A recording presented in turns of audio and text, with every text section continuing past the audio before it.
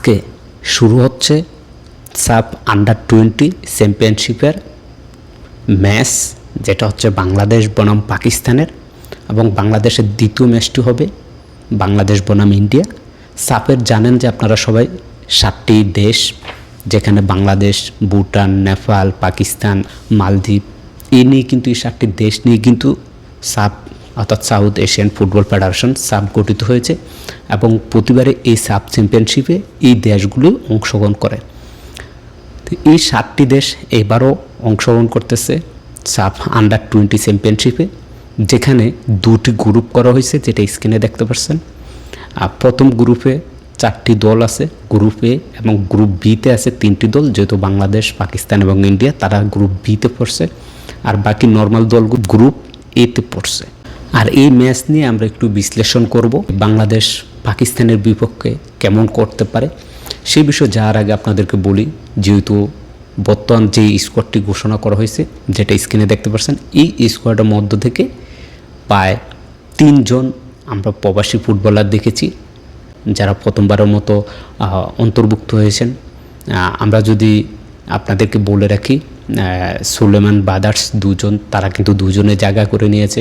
ভালো একটি স্কোয়াড ঘোষণা করা হয়েছে। এই স্কোয়াডে যেমন আপনারা জানেন যে আসলে এই ছেলেটাকে নিয়ে বাফুফের পক্ষ থেকে যে কি করে সেটা আল্লাহ মাহবুদ ভালো জানে। ফয়সাল হুদা, তাকে আমরা আন্ডার-19 দেখি, 20-তে সব জায়গায় দেখি, তাকে সব টিমেই খেলানো হয়। যাই হোক, তবে এখন বর্তমানে যেহেতু আন্ডার-20 হচ্ছে, এখানে ফরওয়ার্ডে মানিক আছে, মানিকের মতো একজন অভিজ্ঞ খেলোয়াড়, সেই সাথে সুলেমান ব্রাদার্সের ভাই হচ্ছে রোহান সুলেমান, তিনি আছেন।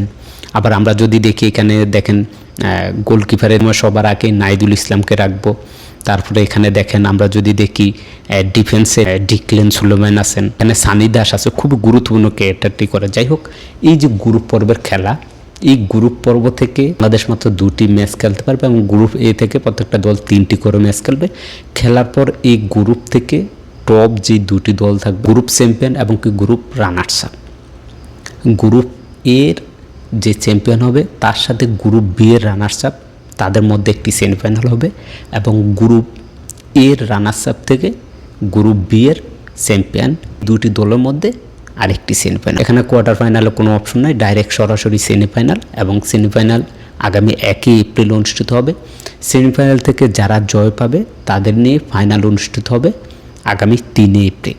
আর এই সকল ম্যাচগুলো কিন্তু অনুষ্ঠিত হবে মালদ্বীপ ইন্টারন্যাশনাল ফুটবল স্টেডিয়ামে, যে ম্যাচগুলো আপনারা লাইভ দেখতে পারবেন স্পোর্টস ওয়াজের যে ইউটিউব চ্যানেলটি, সেখানে আপনারা এই খেলার লাইভটি দেখতে পারবেন। কোন ফরম্যাটে সাজাবে টিম, আসলে দেখেন বর্তমান যে কোচ নতুন নিয়োগ দেওয়া হয়েছে মার্কস, তার বিরুদ্ধে আমরা অনেক তথ্য পেয়েছি, অনেক কিছু আপনাদের মাঝে শেয়ার করছি। তার জালিয়াতি, তার যে সিবি আছে, সেখানে সে অনেক জায়গায় খেলার অভিজ্ঞতা আছে, সেগুলো তিনি শেয়ার করছে। যে তিনি এই আন্ডার-20 হেড কোচ হিসাবে আছেন, এবং তিনি বাংলাদেশের স্কোয়াড কেমন সাজাবে সেই বিষয়ে এখন পর্যন্ত আমরা কোনো ধারণা পাই না। যদি প্রথম ম্যাচ আমরা দেখতে পারি, তারপরে আমরা হয়তোবা তার সেই ধারণাগুলো নিয়ে আপনাদেরকে বিশ্লেষণ করতে পারবো। পাকিস্তানের যে একটি ক্লাবের ছিল, ওই ক্লাবে তিনি কিন্তু 3-4-3-3 ফরম্যাটে কিন্তু খেলিয়েছেন। প্রতি ম্যাচে একই রকম খেলায় নেয়, এক এক ম্যাচে এক এক ধরনের ফরম্যাটে তিনি খেলিয়েছেন।